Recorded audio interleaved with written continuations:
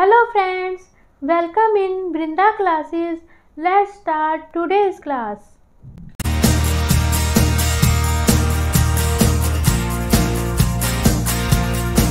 So friends, this is our number line. ये हमारी क्या है? नंबर लाइन है, जिसे हम रियल लाइन भी बोल सकते हैं।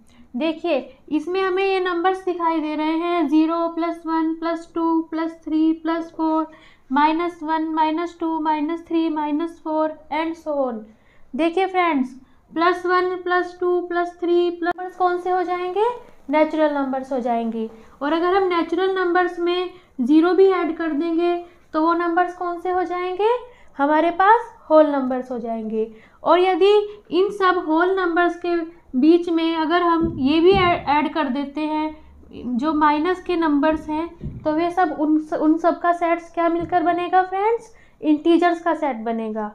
और यदि जो फ्रेंड्स मैंने आपको बताया था, जो आपको इन सब नंबर्स के बीच में अगर जो हमें फ्रैक्शन वाले नंबर्स होते हैं, अगर हम उन्हें भी ऐड कर देते हैं तो वो क्या बन जाते हैं फ्रेंड्स? Rational numbers. लेकिन फ्रेंड्स, ये भी देखा गया है कि इस लाइन पे हमें इन सभी नंबर्स के अलावा कुछ और टाइप के नंबर्स भी हमें मिलते हैं, जो किस टाइप के होते हैं? जिस तरह √2 है, √3 है। तो ये सब नंबर्स भी फ्रेंड्स हमें इस लाइन में फाइंड होते हैं। तो इन सब नंबर्स को एक हमने अलग सेट में रखा हुआ है, और उस सेट को हम क्या कहते हैं? इरेशनल नंबर्स का सेट। तो इरेशनल नंबर्स की फ्रेंड्स ये डेफिनेशन होगी सीधे सीधे कि ऐसा नंबर जो रेशनल ना हो, या फिर ऐसा number, a number is called an irrational number if it can not be written in the form P/Q, where P and Q are integers and Q is not equal to 0। कि वह number irrational number होगा जो P/Q की form में नहीं लिखा जा सकता हो, जहाँ P और Q दोनों इंटीजर्स हो और Q is not equal to 0। That is example √2, √3, √5 and so on. अब मैं आपको बताती हूँ रियल नंबर्स के बारे में। देखिए फ्रेंड्स, ये जो हमारी नंबर लाइन है, इसे हम रियल लाइन भी कहते हैं। रियल का मतलब वास्तव, मतलब जो चीज़ सच में एग्जिस्ट करती हो, जिसकी एग्जिस्टेंस हो। तो इस नंबर लाइन में जितने भी नंबर्स होते हैं, उन्हें सबको क्या कहते हैं? रियल नंबर्स कहते हैं। या फिर ऐसे नंबर्स जो सच में रियल में हो या रियल लाइन पे, नंबर लाइन पे एग्जिस्ट होते हो, उन्हें हम क्या कहते हैं? रियल नंबर्स कहते हैं। Friends, the combination of the sets of rational numbers and irrational numbers make the set of real numbers.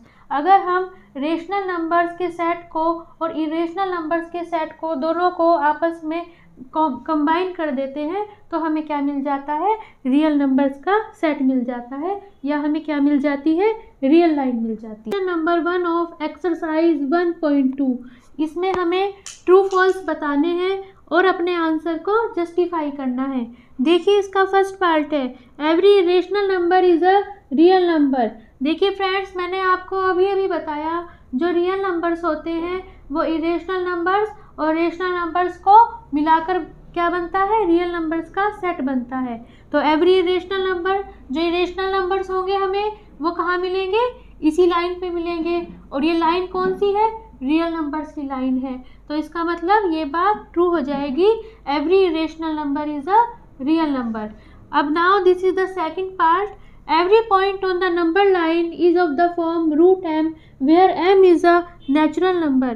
इसमें ये कहा गया है कि इस लाइन पर जो भी हमें नंबर मिलते हैं, जो भी हमें पॉइंट मिलता है, क्या वो √m की फॉर्म में होता है, where m is a natural number। मतलब इसमें ये कहा गया है कि इस लाइन पे हमें जो भी नंबर्स मिलते हैं, क्या वो m की वैल्यू क्या हो जाएगी फ्रेंड्स? इसमें m इक्वल टू कितना हो जाएगा? 1, 2, 3, 4 and so on. And √m की वैल्यू इधर क्या हो जाएगी? √1, √2, √3, √4 एंड सो ऑन। अगर हम √1 की वैल्यू निकालें तो √1 की वैल्यू हो जाएगी हमारे पास 1, एंड √2 की वैल्यू हो जाएगी 1.414, एंड √3 की वैल्यू हो जाएगी 1.732। देखिए फ्रेंड्स, √1 किधर कर रहा है? √1 की वैल्यू 1 है, तो 1 ये हो गया। √2 की वैल्यू 1.41, तो वो 1 और 2 के बीच में हो जाएगा। अब √3 की वैल्यू निकालेंगे तो वो √2 से थोड़ा सा आगे। इस तरह हम नेचुरल नंबर जितने बढ़ाते चले जाएंगे उस तरह हमें इस साइड क्या मिलते चले जाएंगे, नंबर्स मिलते चले जाएंगे। लेकिन क्या फ्रेंड्स हमें इस साइड नंबर मिल रहे हैं? नहीं मिल रहे हैं, तो इससे ये बात फॉल्स होती है। एंड थर्ड है every real number is an irrational number.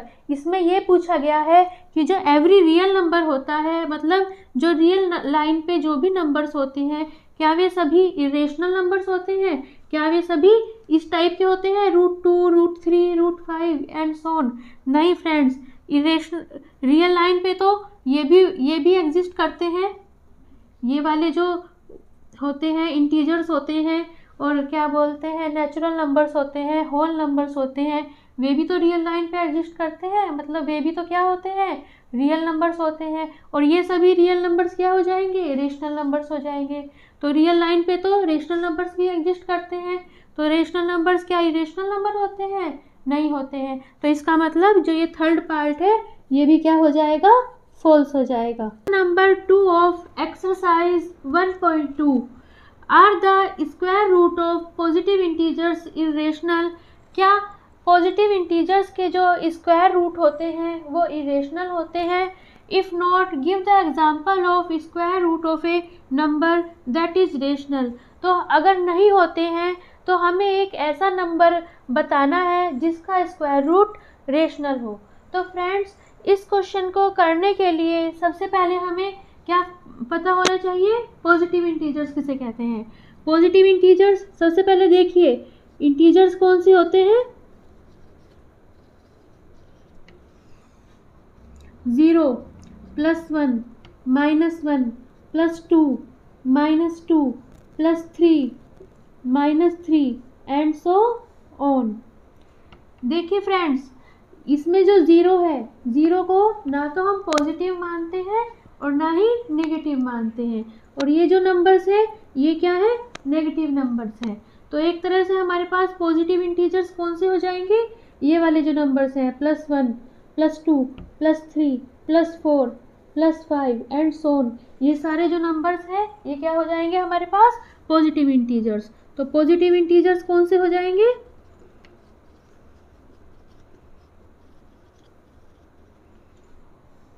+1, +2, +3, +4, ये सब क्या हो जाएंगे, पॉजिटिव इंटीजर्स। और इन इंटीजर्स का फ्रेंड्स स्क्वायर रूट क्या हो जाएगा, ये हो जाएगा +1 का स्क्वायर रूट √1, और +2 का √2, +3 का √3, +4 का √4 and so on. Here is square root of positive integers. इसका सेट क्या हो गया, ये हो गया फ्रेंड्स। अब देखिए 1 का अगर हम रूट निकालेंगे तो क्या आ जाएगा, 1 हो जाएगा। √2 को हम ऐसे ही लिखेंगे, √2 का स्क्वायर रूट हमें कोई एक एग्जैक्ट नंबर नहीं मिलेगा।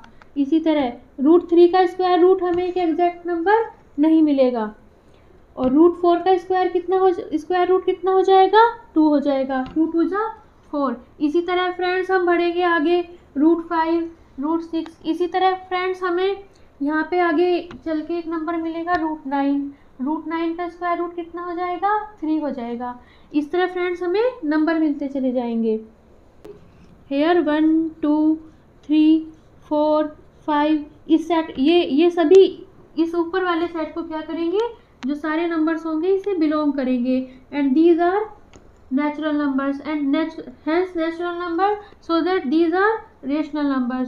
तो ये जो हमारा ऊपर वाला क्वेश्चन था, are the square root of positive integers irrational, ये क्या होता है, डिनाई होता है। इस क्वेश्चन का ये जो दूसरा पार्ट है जिसमें हमें एक ऐसे नंबर का एग्जाम्पल कहा था जिसका स्क्वायर रूट रेशनल हो, तो यहाँ पे हम कोई सा भी एग्जाम्पल ले सकते हैं। जैसे √1 है, √4 है, आगे चल के हमें यहाँ कहीं √9 मिलेगा, आगे चल के कहीं √16 मिलेगा।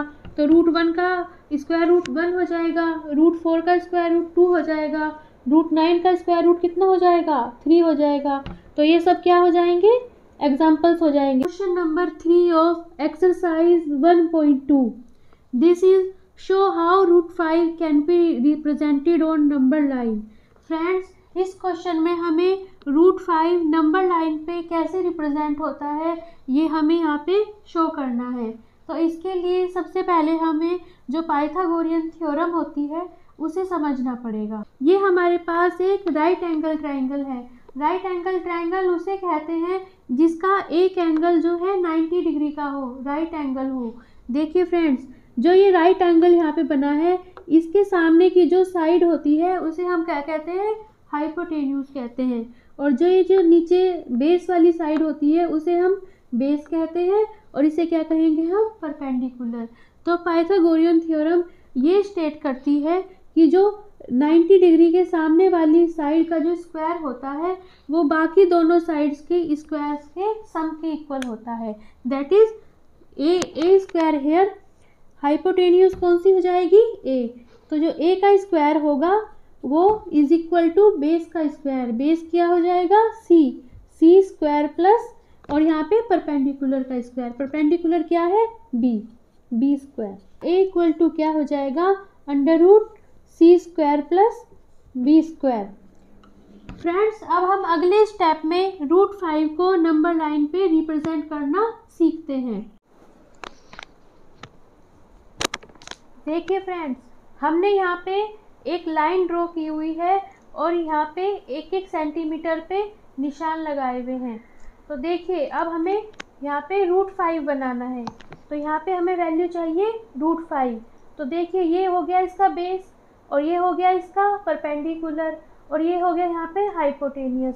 तो यहाँ पे बेस को अगर मान लीजिए हम यहाँ पे 2 ले लेते हैं, 2 का स्क्वायर, और परपेंडिकुलर को 1 ले लेते हैं, तो वैल्यू क्या हो जाएगी, ए की क्या वैल्यू हो जाएगी यहाँ पे हाइपोटेनियस की, 2 का स्क्वायर, यहाँ पे 4 + 1 √ दैट इज √5। तो यहाँ पे हमें बेस क्या लेना पड़ेगा, 2 लेना पड़ेगा। देखिए फ्रेंड्स, यहाँ पे हम 0 to 2 ले लेते हैं। 2 पर हमें क्या बनाना है फ्रेंड्स, राइट एंगल बनाना है। तो राइट एंगल को 2 पे बनाने के लिए सबसे पहले 2 पर कंपास रखेंगे और हम 2 पर कोई भी क्या करेंगे, आर्क बनाएंगे। देखिए, इस तरह आर्क बनाएंगे। अब ये आर्क इस नंबर लाइन को जिस पॉइंट पर काट रहा होगा उस पॉइंट पर हम एक और आर्क लगाएंगे इस आर्क पर। अब यहाँ हमें 60 डिग्री का एंगल मिलेगा। अब इस आर्क पे दोबारा से एक आर्क लगाएंगे।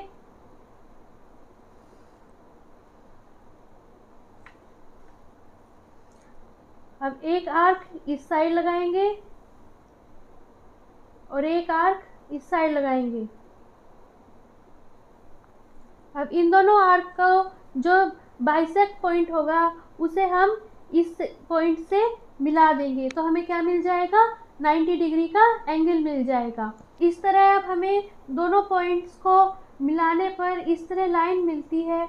अगर आप किसी भी पॉइंट पर 90 डिग्री का इस तरह एंगल बनाएंगे तो आपका बिल्कुल एक्यूरेट एंगल आएगा। अब देखिए, हमें बेस 2 लेना है, 0 to 2 बेस हो गया, और जो हमें परपेंडिकुलर लेना है वो 1 लेना है। तो यहाँ पे हम 1 सेंटीमीटर पे एक स्केल से निशान लगा लेंगे। हमें इस लाइन पर स्केल से 1 सेंटीमीटर का मार्क करने पर ये पॉइंट मिला है। इस पॉइंट को 0 से मिला देंगे और एक लाइन ड्रॉ करेंगे। अब इस ट्राइंगल को आप ध्यान से देखिए। अगर इस पॉइंट को ए कह दूं और इस पॉइंट को बी नेम रख दिया जाए तो ट्राइंगल ABO को आप ध्यान से देखिए। देखिए, OA की वैल्यू हमने कितनी ली हुई है, 2 सेंटीमीटर, ये हमारा बेस हो गया, और AB हमने लिया हुआ है 1 सेंटीमीटर, ये परपेंडिकुलर हो गया। एंड 90 डिग्री के जो सामने वाली साइड है वो क्या होगी, हाइपोटेनियस होगी। तो हेयर इसकी वैल्यू हाइपोटेनियस की OB की वैल्यू कितनी हो जाएगी, √5। अब हमें √5 यहाँ मिला है। अब हमें √5 जो है नंबर लाइन पे चाहिए। तो नंबर लाइन पे जाने के लिए हम क्या करेंगे, यहाँ से यहाँ तक इतनी हम लेंथ नापेंगे और इतना आर्क हम नंबर लाइन पर लगा लेंगे।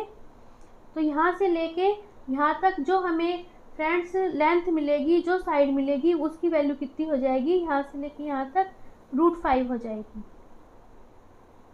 This is the question number 4 of exercise 1.2।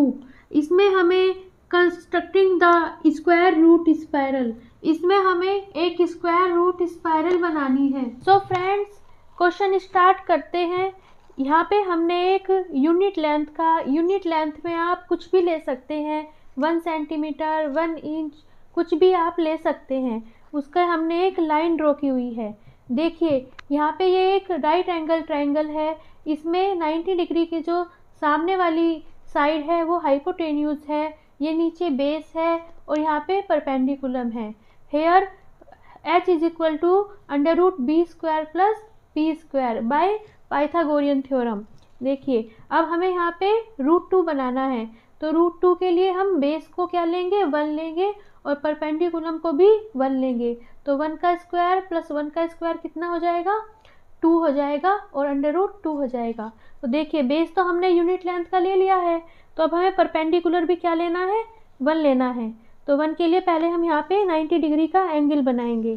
तो देखिए इस तरह बनाएंगे। ए पर हम इस तरह कोई भी रखकर आर्क लगाएंगे। अब ये आर्क इस साइड को जहाँ भी कट कर रहा होगा वहाँ पे बिल्कुल वही हमें पॉइंट रखना है और वहाँ से हमें एक और आर्क लगाना है। तो फ्रेंड्स ये हमारे पास 60 डिग्री का एंगल बन गया। अब इस आर्क और ये जो दोनों आर्क जिस पॉइंट पर कट रहे होंगे वहाँ पर अब हमें कंपास रखना है और फिर से एक आर्क बनाना है। तो ये फिर से 60 डिग्री का एंगल बन गया, मतलब ये 60 और ये 120 और इनके बीच में जो एंगल बनेगा वो क्या बनेगा, एक आर्क यहाँ पे रख के और एक आर्क यहाँ पे रख के इस तरह आर्क बनाएंगे और इन दो पॉइंट्स को हम क्या कर देंगे, ज्वाइन कर देंगे, ए पॉइंट को और इस आर्क को।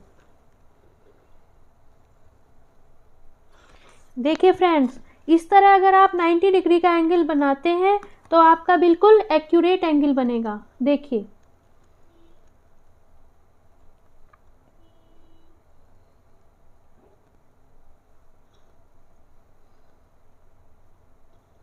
देखिए आपका बिल्कुल 90 डिग्री एंगल बना है। अब क्योंकि हमें परपेंडिकुलर 1 लेना है तो यहाँ से लेके यहाँ तक की हम लेंथ माप लेते हैं कंपास से और यहाँ पे क्या करते हैं, मार्क कर लेते हैं। और ये जो मार्क आया इसे अब हम ओ से ज्वाइन कर देते हैं।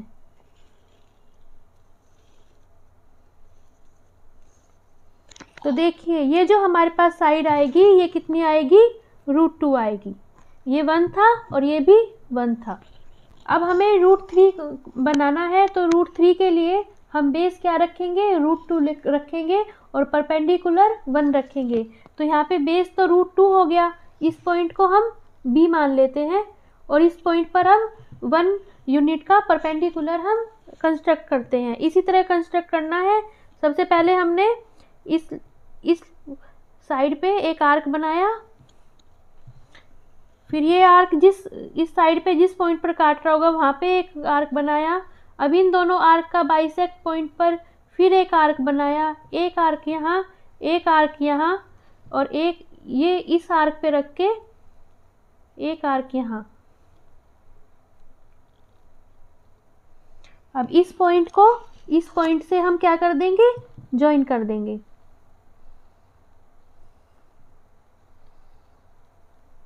देखिए फ्रेंड्स, ये 90 डिग्री का एंगल बन गया हमारे पास। अब क्योंकि हमें परपेंडिकुलर क्या लेना है, यूनिट लेंथ का लेना है, तो 1 लेंथ माप के यहाँ पे क्या करेंगे, मार्क कर लेंगे और ये जो हमारे पास 1 यूनिट आया इसको क्या नेम कर देंगे, C नेम दे देंगे और इसको इससे हम O से ज्वाइन कर देंगे।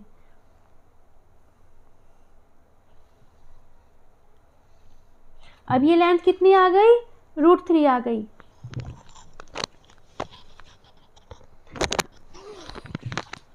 अब हमें क्या कंस्ट्रक्ट करना है, √4 कंस्ट्रक्ट करना है। तो √4 के लिए बेस √3 ले लेंगे एंड परपेंडिकुलर क्या ले लेंगे, 1 ले लेंगे। तो बेस तो √3 आ गया। अब हम C पर क्या बनाएंगे, 90 डिग्री का एंगल बनाएंगे जैसे अब तक बना रहे हैं। सबसे पहले C पर रख के हम कोई भी आर्क बना लेंगे इस तरह।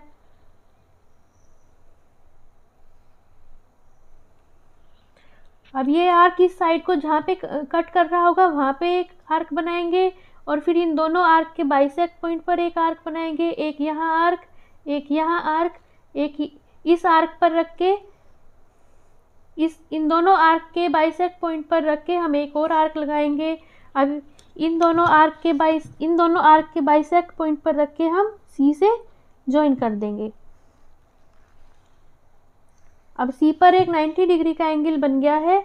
अब यूनिट लेंथ 1 माप कर हम क्या करेंगे, मार्क लगा लेंगे। और अब हमें ये पॉइंट क्या मिल गया है फ्रेंड्स, डी पॉइंट मिल गया है। अब इस पॉइंट को ओ से क्या कर देंगे, हम ज्वाइन कर देंगे। सी डी की वैल्यू कितनी हो जाएगी फ्रेंड्स, 1 हो जाएगी। एंड ओ डी की वैल्यू क्या आ जाएगी हमारे पास, √4 आ जाएगी। देखिए फ्रेंड्स, अब हमें क्या बनाना है, √5 बनाना है।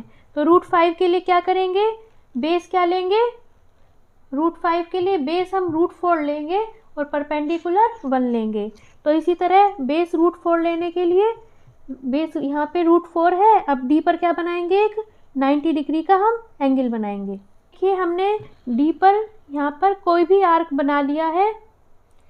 अब क्या करेंगे, ये आर्क इस साइड को जिस भी पॉइंट पर कट कर रहा होगा वहाँ पे लेकर एक आर्क बनाएंगे। अब इन दोनों आर्क के बाइसेक्ट पॉइंट पर एक आर्क बनाएंगे, एक आर्क हम ऊपर बनाएंगे। अब इन दोनों आर्क के बाइसेक्ट पॉइंट पर क्या बनाएंगे, ऊपर एक आर्क बनाएंगे।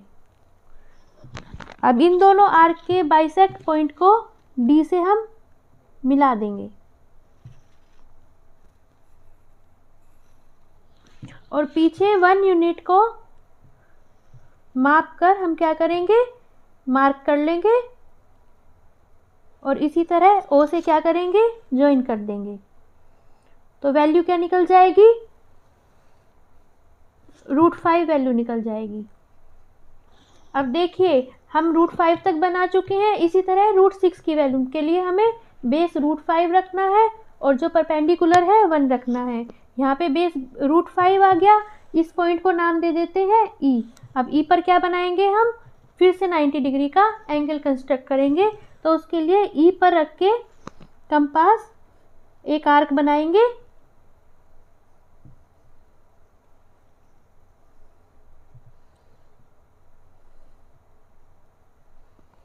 अब ये आर्क इस साइड को जहाँ पे कट कर रहा होगा उस पॉइंट पर रख के एक आर्क बनाएंगे। इन दोनों आर्क के बाइसेक्ट पॉइंट पर फिर से आर्क बनाएंगे, एक आर्क ऊपर। अब इस आर्क से एक आर्क ऊपर।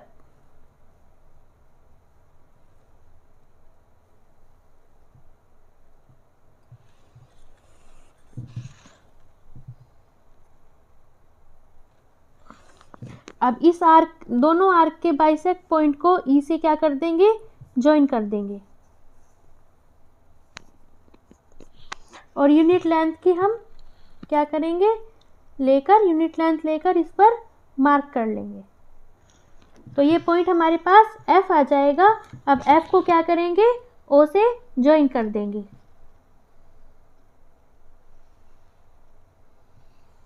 देखिए फ्रेंड्स, अब हमें यहाँ पे वैल्यूज मिल चुकी हैं √2, √3, √4, √5, √6। और अगर हम इस तरह ही अब हमें इस प्रोसेस को आगे बढ़ाना है। देखिए हमें ये वैल्यूज मिलेंगी √7, √8, √9, √10, √11, √12, √13। इसी तरह हम वैल्यूज फाइंड करते चले जाएंगे और अपनी स्पाइरल बनाते चले जाएंगे। देखिए फ्रेंड्स, इसे स्पाइरल को ध्यान से देखिए। एक तरह से ये जो हमारे पास स्पाइरल मिल रही है, ये जो शेप मिल रही है, ये थोड़ी थोड़ी इसी फॉर्म की हमें मिलती चली जाएगी। तो फ्रेंड्स, ये हमारी बन जाएगी रूट स्पाइरल। √2 को नंबर लाइन पे इस तरह रिप्रेजेंट करेंगे। देखिए फ्रेंड्स, हमारे पास ये राइट एंगल ट्राइंगल है। इसमें ये क्या हो गया, बेस हो गया। ये क्या हो गया, परपेंडिकुलर हो गया। और ये हाइपोटेन्यूज हो गया। बाय पाइथागोरियन थ्योरम जो हाइपोटेन्यूज होता है इक्वल टू √ परपेंडिकुलर का स्क्वायर प्लस बेस का स्क्वायर। तो जैसा कि अब हमें यहाँ √2 बनाना है, तो हम क्या लेंगे, बेस भी 1 ले लेंगे और परपेंडिकुलर भी 1 ले लेंगे। तो हेयर 1 का स्क्वायर प्लस 1 का स्क्वायर क्या हो जाएगा, √2 हो जाएगा। हमें यहाँ पे बेस 1 लेना है। तो बेस 1 लेना है तो यहाँ पे हमने बेस क्या ले लिया, 1 ले लिया, और परपेंडिकुलर भी 1 लेना है। तो 1 पे हम क्या करेंगे, एक राइट एंगल ड्रॉ करेंगे। तो राइट एंगल ड्रॉ करने के लिए जहाँ पे 1 है उस पॉइंट पर कंपास रखेंगे और एक आर्क बनाएंगे।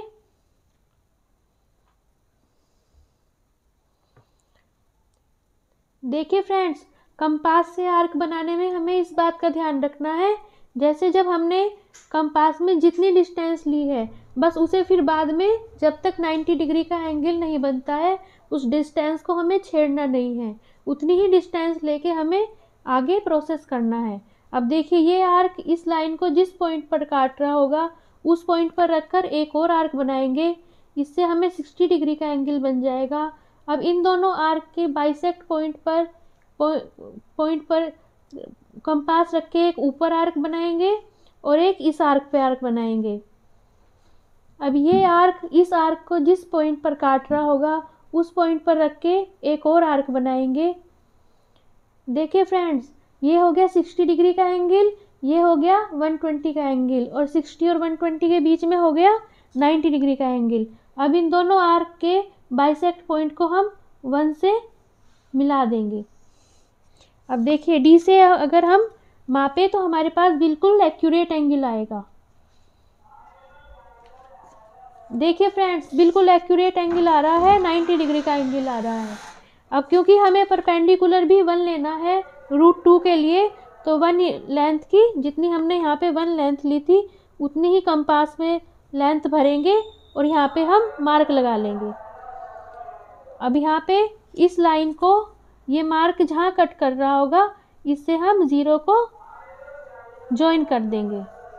अब ये जो हमारे पास देखिए ये भी 1 है और ये भी 1 है, ये बेस हो गया, ये परपेंडिकुलर हो गया, और by the Pythagorean theorem this is √2 and we get √2 on that line and we want to find the √2 on number line. So हम ये क्या करेंगे, इतनी डिस्टेंस अपने कंपास में भरेंगे और नंबर लाइन पे क्या करेंगे,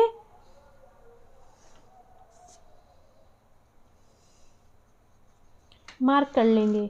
तो ये जो डिस्टेंस आएगी फ्रेंड्स हमारे पास यहाँ से लेके यहाँ तक की, ये हमारे पास √2 आ जाएगी। अगले स्टेप में हम √3 फाइंड करेंगे। √3 फाइंड करने के लिए देखिए अब इसमें b की वैल्यू क्या मान लेंगे हम, बाय पाइथागोरियन √3 की वैल्यू फाइंड करने के लिए b की वैल्यू हम √2 मान लेंगे एंड परपेंडिकुलर की वैल्यू 1 मान लेंगे। देखिए √2 का स्क्वायर प्लस 1 का स्क्वायर कितना हो जाएगा, 2 + 1 दैट इज √3। तो देखिए बेस तो हमारे पास √2 मिल गया है। अब पॉइंट बी पर हम क्या करेंगे, एक फिर से इसी तरह 90 डिग्री का एंगल बनाएंगे। तो किस तरह बनाएंगे फ्रेंड्स, कंपास में कोई भी डिस्टेंस लेके जो हमें सुटेबल हो वो डिस्टेंस भरेंगे, यहाँ पे एक आर्क लगाएंगे,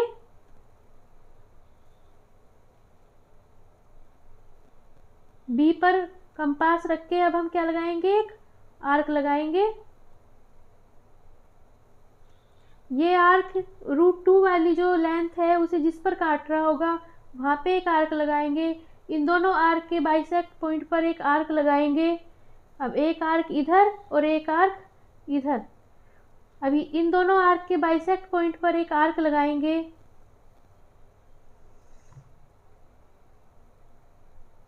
इस तरह देखिए अब हमें जो इन दोनों का बाइसेक्ट पॉइंट होगा उससे हम क्या करेंगे, बी को ज्वाइन कर देंगे।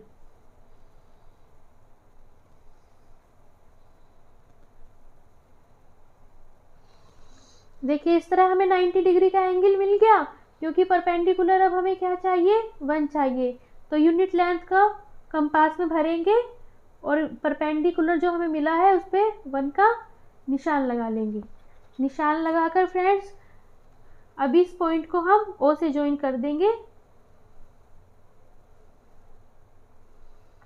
तो फ्रेंड्स यहाँ पे ये लाइन पे हमें पॉइंट मिलता है सी। तो देखिए BC की वैल्यू कितनी ली है हमने, 1। OB की वैल्यू कितनी ली है, √2। तो OC की वैल्यू कितनी हो जाएगी बाय पाइथागोरियन थ्योरम, √3। अब क्योंकि √3 हमें इस पर मिला है, अब हमें नंबर लाइन पर √3 चाहिए। तो क्या करेंगे, कंपास में इतनी लेंथ भरेंगे और नंबर लाइन पे क्या करेंगे, ड्रॉ कर लेंगे। देखिए इस तरह करके, इस तरह फ्रेंड्स ये जो हमें यहाँ पे पॉइंट मिला है, ये ओ से लेके यहाँ तक की कितनी लेंथ हो जाएगी, √3 हो जाएगी friends. That was today's class. Please like, share and subscribe the channel. Thank you for watching. Bye bye and take care.